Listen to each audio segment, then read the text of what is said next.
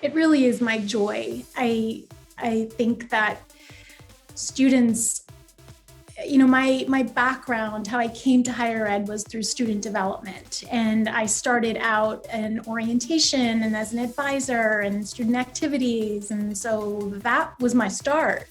Seeing the whole student, right, at 11 o'clock at night in the residence halls, or at 6 in the morning putting chairs out for an event at orientation. And so that to me is my work. That to me is the only way to be in higher ed. And so now that I've transitioned into faculty life, I sort of just take that with me. I think our job as teachers is probably as learners, right, to sort of co-create with our students and to just marvel at how they grow over the course of their time with us and with each other, more importantly.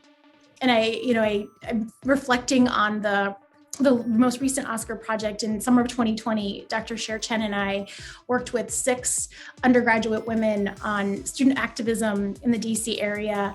And the biggest gift for me was seeing how they presented in the beginning, right in the interview stage, to bring them on the team, and having conversation with them last week and realizing just how they've blossomed. It's fantastic, and certainly not taking credit for that, but just seeing what research can do in terms of helping them find interests and helping them sort of negotiate their place and where they want to be and how they want to be. It's just super. So I'm just gushing about, they're just a phenomenal team of women.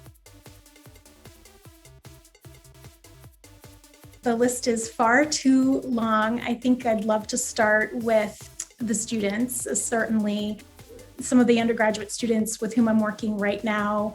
Brianna Calkins, we're doing some great work with Dr. Larissa Olasova, who I believe was one of the nominators or the nominator, who's just a marvel as well. So thank you to them and working with me and guiding me through this online cognitive learning project, and to Nayoung Kim, who's also one of our undergraduate student researchers, and Xiomara Bird. We're all 3 of us working on a first generation project, and to Aaron Rogers, who's working with me and Dr. Shana Maskell on a social justice human rights academic program study around how those programs come to be in light of political factors. So just sort of, those are just the top of mind sort of projects ongoing right now, but this is almost a trick question because there's so many more fabulous students, and I would be remiss if I didn't thank my unit for giving me the space and the time. The School of Integrative Studies is absolutely just sort of the heartbeat of this kind of work, in that we care deeply for students, and we care deeply for mentorship and teaching, and we care deeply for research.